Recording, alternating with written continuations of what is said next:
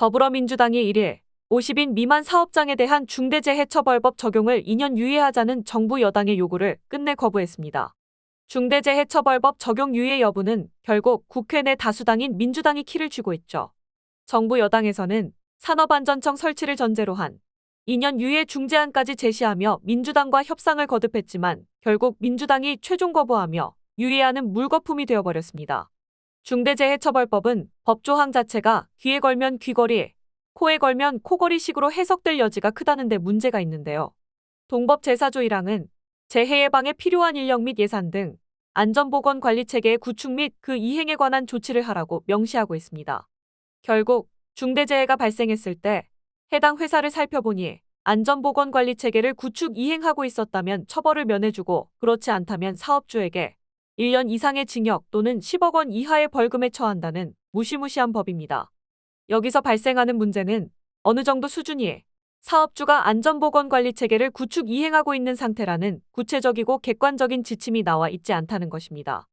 예를 들어 매출의 몇 퍼센트 이상 안전보건을 위해 지출을 한다든가 직원의 몇 퍼센트를 안전관리 담당으로 두어야 한다는 명확한 기준이 정해져 있다면 사업주들은 추가 지출이 발생할지 모르지만 울며 겨자 먹기로 요건을 충족시키기 위한 조치를 행할 수도 있겠죠.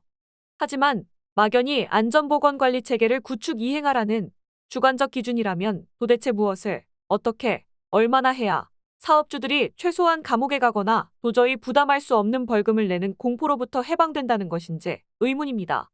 그나마 대기업 혹은 중견기업들은 사정이 낫겠죠.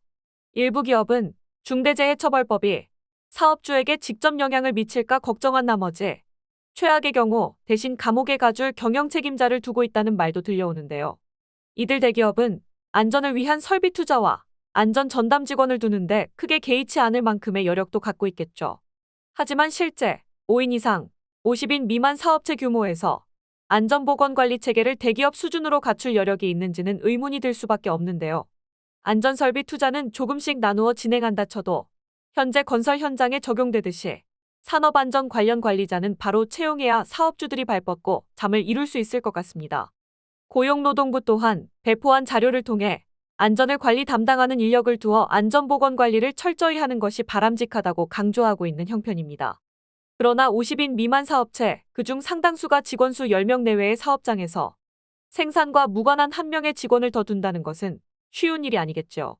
중대재해처벌법은 종국엔 사업주들을 기분 내키는 대로 처벌하는 용도로 변질될 수밖에 없습니다. 사업주가 아무런 잘못이 없고 할 수 있는 한도 내에서 최선의 안전보건관리 체계를 이행하고 있었다 하더라도 만일 국민적 공분을 불러일으키는 재해가 발생한다면 여지없이 법을 통해 인민재판 형식의 처벌을 받게 될 가능성이 큽니다. 윤재옥 국민의힘 원내대표는 민주당과의 협상이 무산된 후 중대재해처벌법 적용 유예를 끝까지 거부한 민주당이 민생을 책임지는 국민의 공당이 맞는지 의회 민주주의를 할 생각이 있는지 근본적 회의가 된다며 강하게 비판했습니다. 정부 여당은 고작 2년 유예를 위해 야당이 오랫동안 요구해온 산업안전청까지 설치하는 데 적극 협조하겠다는 중재안까지 제시했지만 민주당은 끝끝내 거부했습니다. 민주당 홍익표 원내대표는 민주당은 산업 현장에서 노동자의 생명과 안전이 더 우선한다는 기본 가치에 더 충실하기로 했다며 거부 의사를 분명히 밝힌 바 있습니다. 이재명 더불어민주당 대표는 현 정부의 경제 기조를 비판하며 경제는 심리다라는 말을 자주 한 바 있습니다. 이 대표의 말이 100번 맞습니다. 경제는 심리가 미치는 영향도 매우 큰 법이죠. 그런 사실을 매우 잘 알고 있는 당대표를 둔 민주당이 50인 미만 사업장의 중대재해처벌법 적용 유예에 대해선 절대 타협 불가만 외치고 있는데요. 산업 현장에서 발생하는 재해는 분명히 사라져야 한다고 누구나 생각하고 있습니다. 하지만 실제 발생을 아예 없앤다는 것은 현실 세계에서 불가능하겠죠. 자동차를 아무리 안전하게 만들어도 교통신호체계와 도로를 아무리 고도화한다 해도 사망자를 줄일 순 있지만 없애는 것은 불가능한 것과 마찬가지입니다. 결국 모든 사업주는 언제고 발생할 수 있는 산업재해에 대한 부담감으로 인해 적극적인 고용, 시설 투자, 사업 확장 등을 꺼려하게 될 게 뻔합니다. 동시에 창업을 꿈꾸어왔던 사람들은 뭐하러 사업을 시작하겠습니까? 고용주가 아닌 고용인으로 머무는 게 차라리 배부르고 속 편하다는 점을 잘 알 테니까요. 경제는 사업을 벌이는데 두려움이 없는 사람들이 사업장을 차리고 직원을 고용하고 생산활동에 전념해야 유지되는 것입니다.